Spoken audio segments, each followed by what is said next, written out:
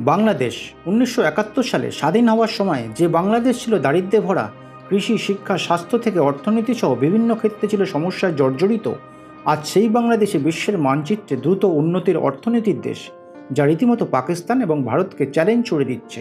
বর্তমানে বাংলাদেশ দক্ষিণ এশিয়ার সবচেয়ে উন্নয়নশীল দেশ, যে দেশ সমস্ত বাধা বিপত্তি কাটিয়ে এই জায়গায় পৌঁছায় গত ৩০-৪০ বছরের প্রচেষ্টায়। কিন্তু কিভাবে বাংলাদেশ হয়ে উঠল একটি উন্নয়নশীল দেশ? এর প্রকৃত কারণগুলোই বা কী? এই সমস্ত কিছুই জানবে আজকের ভিডিওটিতে। প্রথমেই দেখা যাক ১৯৭১ সালে কীরকম অবস্থায় ছিল বাংলাদেশ।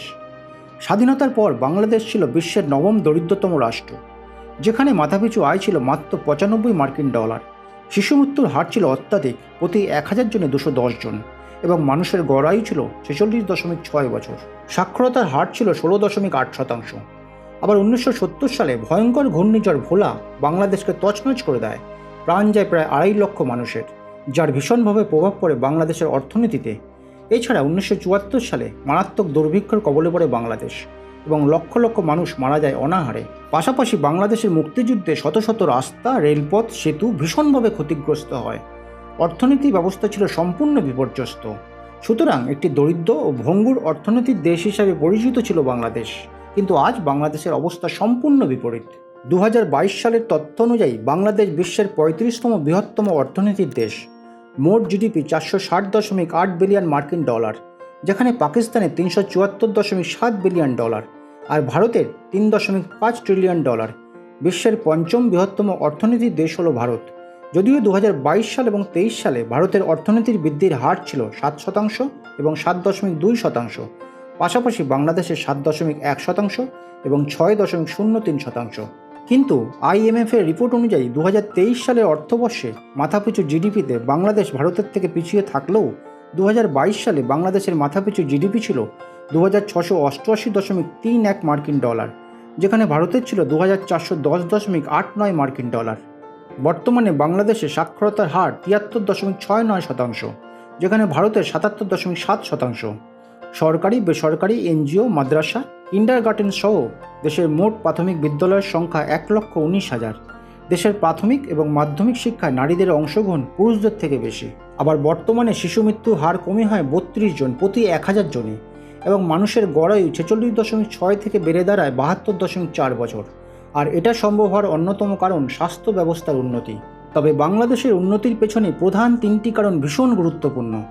প্রথম কারণটি হলো ১৯৭১ সালের পর বাংলাদেশ কৃষিক্ষেত্রে সংস্কারে মনোযোগ দেয়। স্বাধীনতার পর বঙ্গবন্ধু শেখ মুজিবুরের যুগান্তকারী পদক্ষেপে কৃষিক্ষেত্রে উন্নতি ঘটতে থাকে। ১৯৭২ সালে বাংলাদেশ সরকারের প্রথম পদক্ষেপ কৃষকদের বকেয়া খাজনার সুদ মুকুব করে দেওয়া। পাশাপাশি ২৫ বিঘা পর্যন্ত জমির খাজনা মুকুব করা হয়। জমির মালিকানা সর্বোচ্চ সিলিং ১০০ বিঘা নির্ধারণ করে উদ্বৃত্ত জমি এবং খাস জমি ভূমিহীন এবং প্রান্তিক চাষিদের বণ্টনের উদ্যোগ নেয় সরকার। কৃষকদের উৎপাদিত পণ্য নির্ধারিত দামে কিনে নেয় সরকার। এছাড়া কৃষি শিক্ষা, গবেষণা, উচ্চ ফলনশীল বীজ, আধুনিক যন্ত্রপাতি, সার এবং কীটনাশক ছাড়া সেচ ব্যবস্থা জোর দেয় বাংলাদেশ সরকার। ফলে স্বাধীনতার প্রাক্কালে বাংলাদেশের যে খাদ্যের অভাব ছিল, বর্তমানে তা ঘাটতি কাটিয়ে চাল, আলু সহ বহু খাদ্যপণ্য বিদেশে রপ্তানি করে বৈদেশিক মুদ্রা অর্জন করছে। ১৯৭২ সালে এই দেশে খাদ্যশস্যের মোট উৎপাদন ছিল ১ কোটি টন, তা বর্তমানে ৪ কোটি টনেরও বেশি। উৎপাদন প্রতি বছর গড়ে ৩%-এরও বেশি হারে বৃদ্ধি পাচ্ছে, যেখানে গোটা বিশ্বে বৃদ্ধির হার ২.৪%। দ্বিতীয় কারণটি হলো পোশাক শিল্পে অভূতপূর্ণ উন্নতি করে বাংলাদেশ। বাংলাদেশের জিডিপির ১৮% আসে টেক্সটাইল ইন্ডাস্ট্রি থেকে। ২০২২ সালে $৪৫ বিলিয়ন পোশাক রপ্তানি করে, যা বিশ্বের দ্বিতীয়, চীনের পর। আর এই পোশাক শিল্পে উন্নতির জন্য দীর্ঘদিন ধরে বাংলাদেশ সরকার বেশ কিছু পদক্ষেপ গ্রহণ করে, যেমন ব্যাংকিং লোন ব্যবস্থাকে সরলীকরণ করা, নতুন কোম্পানির ক্ষেত্রে প্রথম ২ বছর সম্পূর্ণ ট্যাক্স ফ্রি, পোশাক রপ্তানির উপর ৫% ক্যাশ ইনসেন্টিভ, ছোট ইন্ডাস্ট্রিগুলোতে বিদ্যুতে ১০% ভর্তুকি ইত্যাদি নানান সুযোগ সুবিধা। তবে টেক্সটাইল ইন্ডাস্ট্রিতে বাংলাদেশ কীভাবে উন্নতি লাভ করেছে তার বিস্তারিত ব্যাখ্যা আমার অন্য একটি ভিডিওতে বর্ণনা করা হয়েছে, যার লিঙ্ক ডেসক্রিপশন বক্সেও তোমরা পেয়ে যাবে। তৃতীয় এবং সর্বশেষ গুরুত্বপূর্ণ কারণটি হলো FDI। ১৯৭১ থেকে ১৯৮১ সাল পর্যন্ত বাংলাদেশ $৮ বিলিয়ন সহায়তা পেয়েছে। ২০১৭ থেকে ২০২২ সাল পর্যন্ত বাংলাদেশে প্রতি বছর গড়ে $২.৯২ বিলিয়ন বিদেশি বিনিয়োগ এসেছে। বর্তমানে চীন বাংলাদেশের সবচেয়ে বড় এফডিআই। বাংলাদেশে চীন ছাড়াও Bharat, Japan, Italy, Iran, France, Australia সহ 29টি দেশের সঙ্গে দ্বিপাক্ষিক বিনিয়োগের চুক্তি স্বাক্ষর করেছে। সুতরাং বাংলাদেশের উন্নতির প্রধান 3টি কারণ তোমরা আজকে জানলে।